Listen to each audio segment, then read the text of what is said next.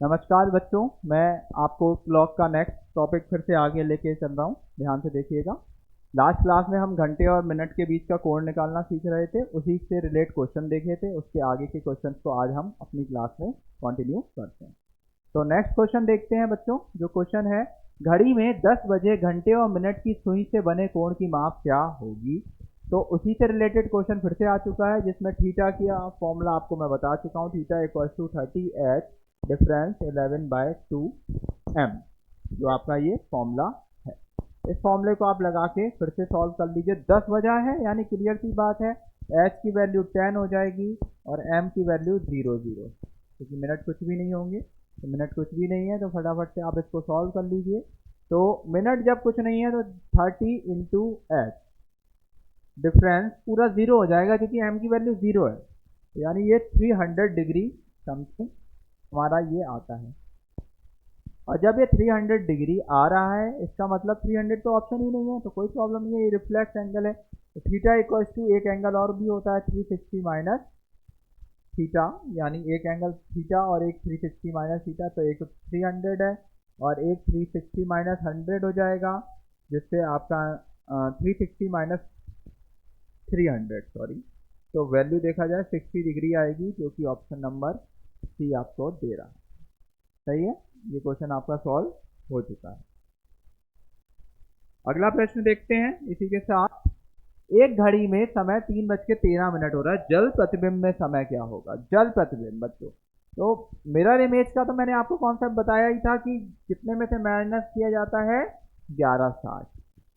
क्या होता है मिरर इमेज, ये भी समझ लीजिए। मिरर इमेज का मतलब होता है जब दर्पण आपका एक हॉरिजॉन्टल वर्टिकल वे में आपका रखा जाए किसी घड़ी के सामने, तो ये हमारा जो आता है वो आता है दर्पण प्रतिबिंब। और अगर जो दर्पण है वो कुछ हॉरिजॉन्टल वे में ऐसे रखा जाए तो इसे हम बोलते हैं उसका जल प्रतिबिंब। तो एक घड़ी में समय हो रहा है 3:13। तो इसका अगर हम जल प्रतिबिंब की बात करेंगे तो क्या कॉन्सेप्ट है वो आपको ध्यान रखना है। जब भी जल प्रतिबिंब से प्रश्न आता है तो आपको माइनस करना होता है 6.5 में से। कितने में से बच्चों माइनस करना होता है, 6.5 में से। तो 6.5 में से आप इतना समय माइनस कर दीजिए और आपका उत्तर एकदम आ जाएगा। तो 6:30 को 6.5 में से माइनस करते हैं तो ये आता है हमारा 7, और ये हो जाता है हमारा 1, और ये हो जाता है 3। तो 3:17 हमारा जल प्रतिबिंब में समय उसका घड़ी का हो जाएगा, जो कि है ऑप्शन नंबर ए वाला। तो ध्यान रखिएगा क्या कॉन्सेप्ट बताया, 6:30 में से आपको माइनस करना है। सपोज टाइम आपका 6 बजे से ऊपर आ रहा है, जैसे 8 या 9 आ रहा है, तो आप 6:30 को वही लिख दीजिए 18:30, जिससे घटाना इजी रहेगा। 8 तो घटा नहीं पाएंगे 6:30 में से, इसलिए अब आप ऊपर का टाइम ले लें 18:30। और इसी के साथ अगर हम बात करें कि टाइम 30 से भी ऊपर का आ रहा है, जैसे 30 मिनट की जगह 50 मिनट दिखे हो, तो आप लास्ट मंथ में उसमें ले जाएं, लास्ट आवर में, यानी 5:90 लिख सकते हैं। 5 आवर 19 है, 6:30 या 18 आवर 30 मिनट का मतलब 6:30 ही होता है। ठीक है, या इसे 17:90 करके भी आप लिख सकते हैं।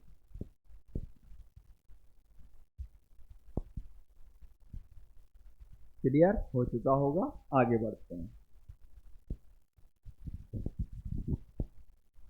यदि एक घड़ी में 6:20 बजे हैं और यदि मिनट की सुई उत्तर पूर्व की ओर इशारा करती है तो घंटे की सुई किस दिशा में होगी। बहुत अच्छा क्वेश्चन एक घड़ी का है ये।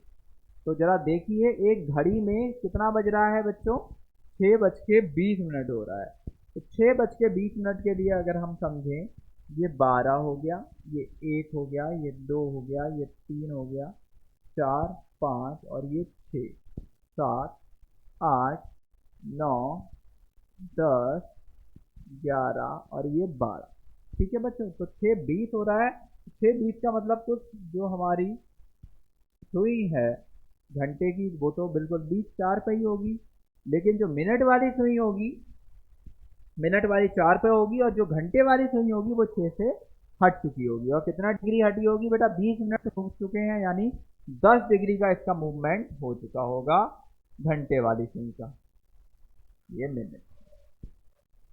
तो आप जरा ध्यान से देखिएगा इस क्वेश्चन को, कि क्वेश्चन में क्या कहा है, 6 दिशा मिनट की सुई उत्तर पूर्व दिशा को दिखाए, यानी ये जो दिशा है हमारी बच्चों उत्तर पूर्व है। तो घंटे की सुई किस दिशा को दिखाएगी, तो आप इस ध्यान से इसको करें जरा। जरा देखिए, जब ये उत्तर पूरब है तो इसके अपोजिट की डायरेक्शन भी निकाल लेता हूं, जो हो जाएगी दक्षिण पश्चिम। पूरब का पश्चिम, उत्तर का दक्षिण, दक्षिण पश्चिम। अब पहले तो ये क्लियर कर लीजिए कि उत्तर पूरब है तो उत्तर किधर होगा, पूरब किधर होगा। तो अगर मैं देखूं तो ये तो पूरा हमारा उत्तर होगा, और ये जो 6 पर होगी सुई तो ये हो जाएगा पूरब। ये बात समझ में सभी को आ रही होगी, क्योंकि बीच वाली डायरेक्शन है ये। तो उत्तर के 90 डिग्री क्लॉक पर होता है पूरब।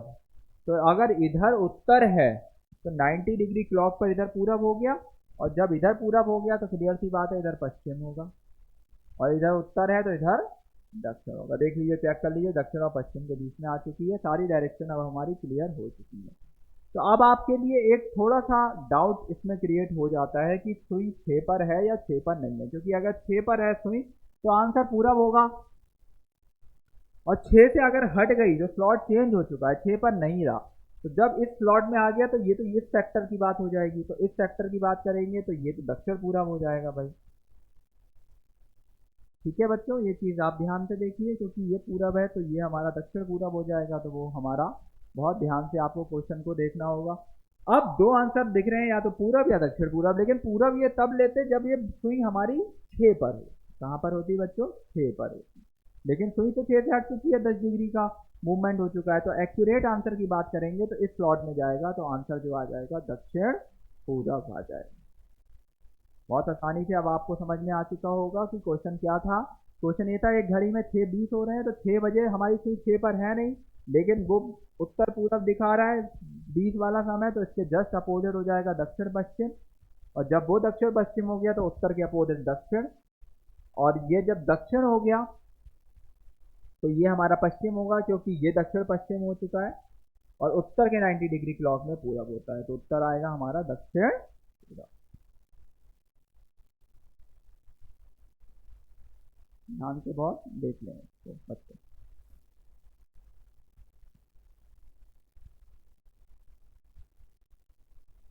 अगले प्रश्न की तरफ बढ़ते हैं।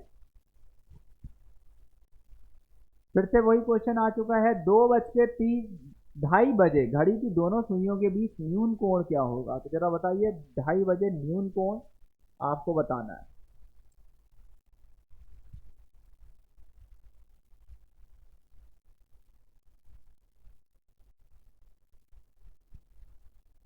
ढाई बजे घड़ी की दोनों सुइयों के बीच न्यून कोण क्या होगा।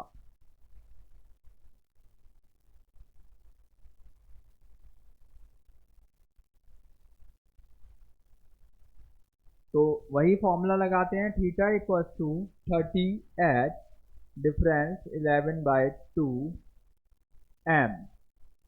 ठीक है बच्चों, तो बहुत आसानी से ये सॉल्व फिर से हो जाएगा। 60 डिफरेंस 11/2 इंटू 30, ये हो गया 15, 15 इंटू 11 165, 165 माइनस 60 आप जब करेंगे तो आपका आंसर बिल्कुल तैयार हो जाएगा, डेट इज 95 डिग्री।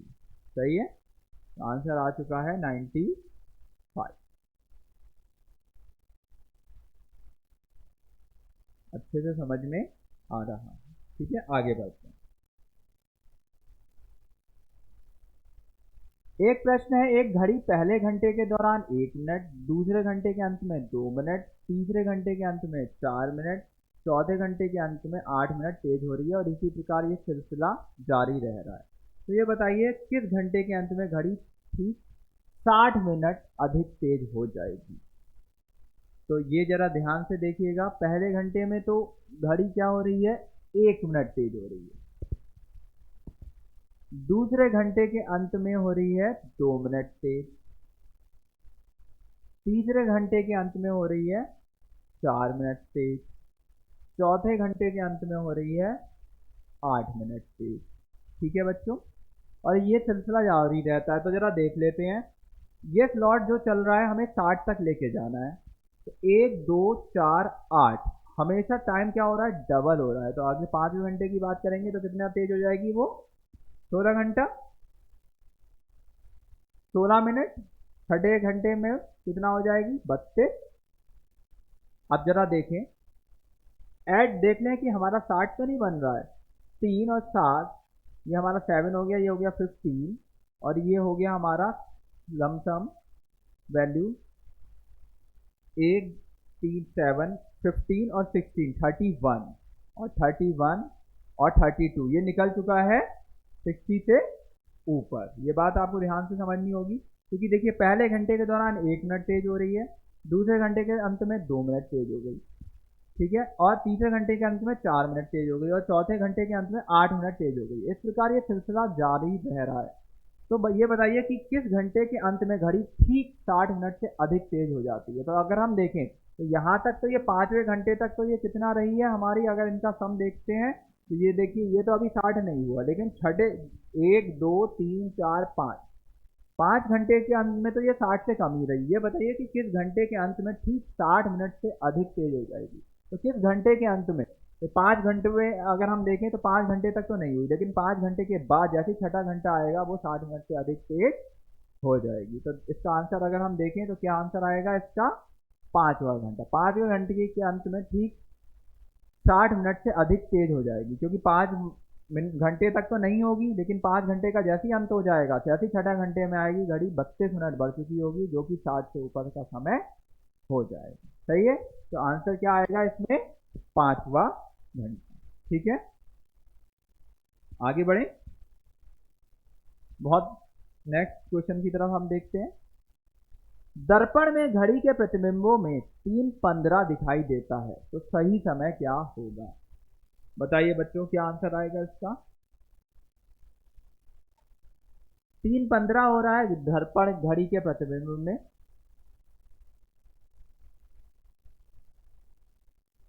तो सही समय की बात आपसे पूछी जा रही है। तो 3:15 है, वही कॉन्सेप्ट 11:60 में से आप इसे माइनस कर दीजिए 3:15 को, तो ये हमारा 45 हो जाएगा और ये हमारा 8 हो जाएगा। तो देखा जाए समय का आंसर आ चुका है 8:45। और ध्यान से बच्चों क्लियर हो चुका है, क्योंकि हमने अभी दर्पण प्रतिबिंब का आपको मेन कॉन्सेप्ट बता ही दिया है, जो 11:60 में से माइनस करना होता है और प्रश्न हमारा आराम से सॉर्ट आउट हो जाता है। आंसर होगा 8:45।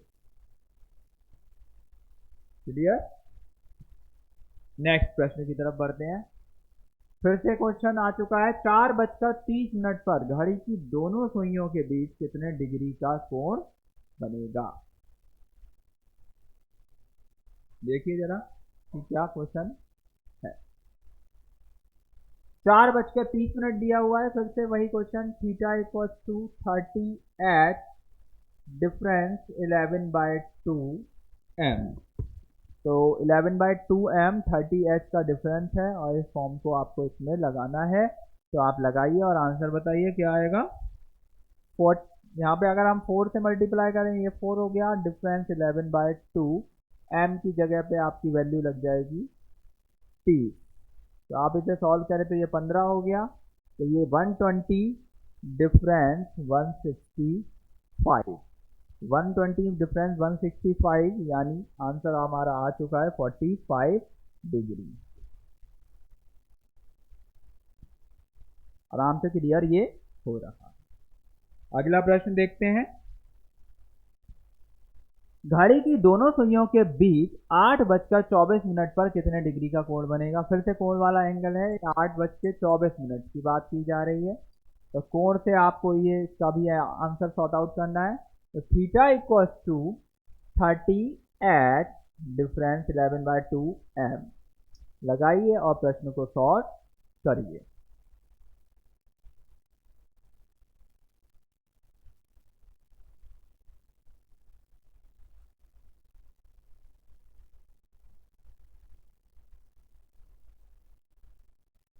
तो क्या आंसर आ रहा है देख लीजिए फटाफट से। 240 डिग्री तो यही हो गया, 30 × 8 होता है हमारा 240, डिफरेंस 11/2, m की जगह रखा 24, इसे सॉल्व किया 12, ये हो गया हमारा 132।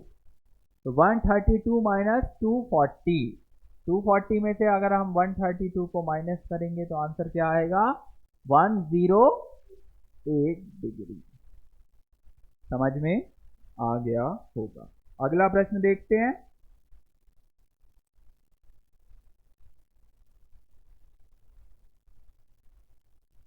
एक सही घड़ी सुबह 8 बजे का समय दिखा रही है। कितना दिखा रही है? 8 बजे का।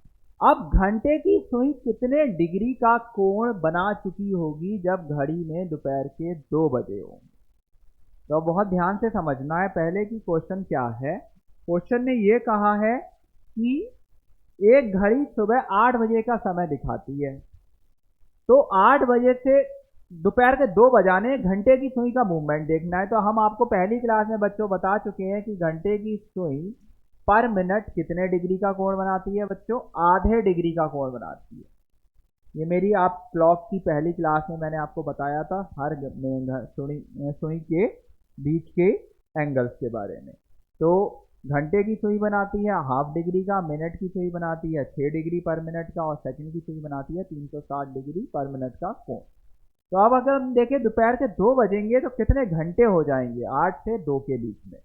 8 और 4 12 और 2 6 घंटे हो गए भाई। अब 6 घंटे पूरे बीत चुके होंगे, हर घंटे आधे डिग्री का कोण बन रहा होगा। आधे डिग्री पर मिनट का बनाती है, यानी 1 घंटे में वो बना रही है 30 डिग्री का कोण।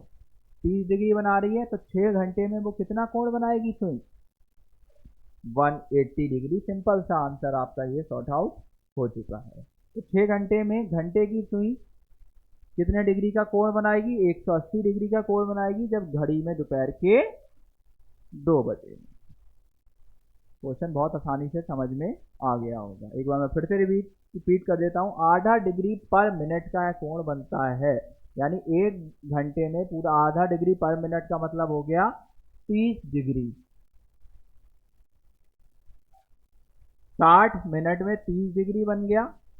ठीक है बच्चों, तो देखा जाए 6 घंटे यानी 360 मिनट में 180 डिग्री का कोण।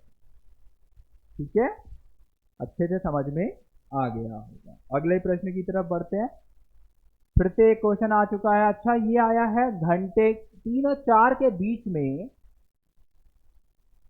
कितने बजे मिनट की सुई घंटे की सुई से 7 मिनट आगे होगी? तो जरा बच्चों बहुत आसान प्रश्न है ये। वैसे तो देखा जाए इसके ऑप्शन बहुत इजी दे दिए हैं, जो ऑप्शन से ही सॉल्व हो जाता है, लेकिन इसकी एक ट्रिक है, उसको भी आज हम देखेंगे बहुत ध्यान से। 7 मिनट आगे होने की बात हो रही है, तो पहले तो एक फॉर्मूला जो मैंने आपको बताया, थीटा बराबर 30h डिफरेंस 11/2m। क्लॉक के सारे प्रश्न हम अच्छे से देख पा रहे हैं, एक ही फॉर्मूला हमें रखना है, उससे अलावा कोई फॉर्मूला ही नहीं है। तो अगर मैं इस फॉर्मूले को इधर ले आता हूं तो ये 11/2m इधर हो जाएगा और 30h माइनस थीटा हो जाता है।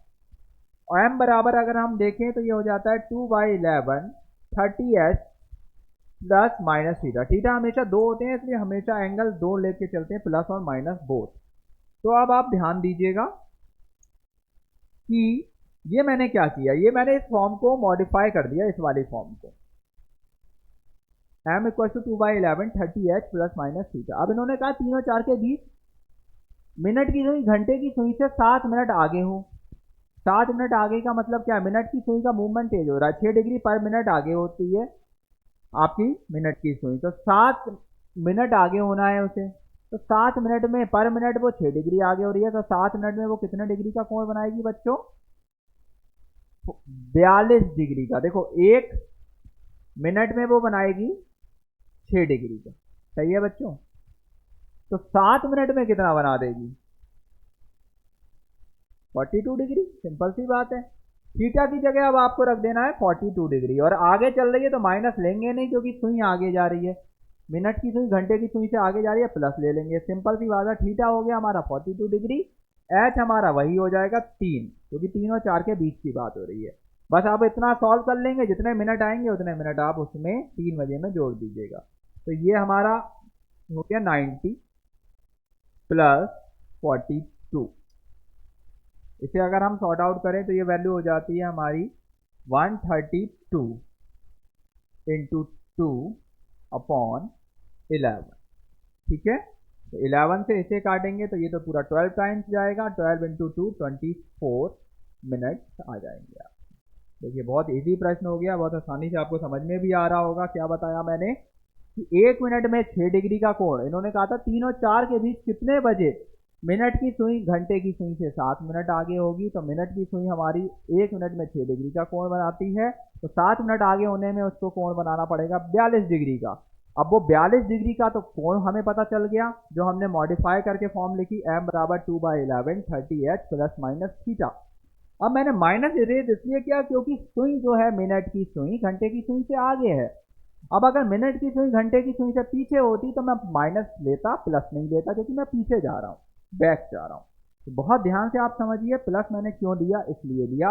अब मैंने थीटा की जगह रख दिया 42 डिग्री, और जैसे 42 डिग्री रखा एच की जगह रख दिया 3, यानी 90 हो गया, और फिर से शॉर्ट आउट किया, और शॉर्ट आउट करने पे आता है 24 मिनट, यानी 24 मिनट के बाद वो 7 मिनट आगे हो जाएगी। ये 24 मिनट जोड़ेंगे किसमें, ये जोड़ेंगे 3 बजे में, तो 3 बजे में जोड़ेंगे क्योंकि 3 और 4 के बीच की बात हो रही है। आंसर आ गया 3:24, जो एक प्रश्न आराम से सॉल्व हो चुका है। अच्छा, इस क्वेश्चन को वैसे भी नॉर्मली हो जाता, बिकॉज ऑप्शन ही नहीं है कोई 3 से 4 के बीच का, बाकी सारे ऑप्शन 5, 7 और 8 हैं, लेकिन उन्होंने तो कहा था उसके बीच में होना चाहिए, तो देखते ही लगा सकते थे। लेकिन एग्जाम में क्या होता है, कभी कभी ऑप्शन और भी डिफरेंट दे देते हैं, 3:24 के साथ 3:26, 3:28, कुछ भी हो सकता है। तो आपको प्रॉपर तरीका पता होना चाहिए, और अगर सपोज इसी टाइप का मिल जाता है तो देखते ही सॉल्व हो जाता है, क्योंकि 3 और 4 के अलावा इसमें और कोई ऑप्शन ही नहीं। ठीक है, तो बहुत आसानी से समझ में आज आपको सारे प्रश्न आए होंगे। तो आज मैंने जितने भी क्लॉक के प्रश्न देखे हैं जो कहीं ना कहीं एग्जाम ओरिएंटेड हैं, जिसमें घंटे और मिनट के बीच का कोण निकालना, दर्पण प्रतिबिंब निकालना, वास्तविक प्रतिबिंब निकालना, वास्तविक इमेज का दर्पण प्रतिबिंब निकालना, जल प्रतिबिंब निकालना, किस समय हमारे कितनी सुई आगे है या पीछे है, या कितनी बार ये हो रहा है, एक घंटे में एक बार आगे बढ़ रही है, तो इससे रिलेट जितने भी प्रश्न आज मैंने बताए हैं, इन सभी पे बच्चों आप सबको अच्छे से फोकस करते हुए चलना है। और क्लॉक के इसके अलावा भी अगर किसी को कोई प्रश्न का डाउट रहता है तो वो हमें कमेंट जरूर करे, उसमें हम आपका वो प्रश्न को भी सॉल्व करके दे देंगे। ठीक है, इसी के साथ आज मैं अपनी क्लॉक की इस वीडियो को समाप्त करता हूँ। क्लॉक के सारे कॉन्सेप्ट इसी के साथ आज समाप्त होते हैं। और भी किसी बच्चे का कोई भी क्वेरी डाउट होता है तो वो हमें कमेंट जरूर करे। क्लॉक से रिलेटेड कोई भी प्रश्न आपको आए, आप कमेंट कीजिए, हम उसका सॉल्यूशन आपको इंस्टेंटली देंगे। और इस हमारी वीडियो को शेयर कीजिए, लाइक कीजिए, सब्सक्राइब कीजिए हमारा सिलेक्शन अड्डा चैनल को, और नेक्स्ट वीडियो के लिए बेल आइकन जरूर दबाएं। Thank you.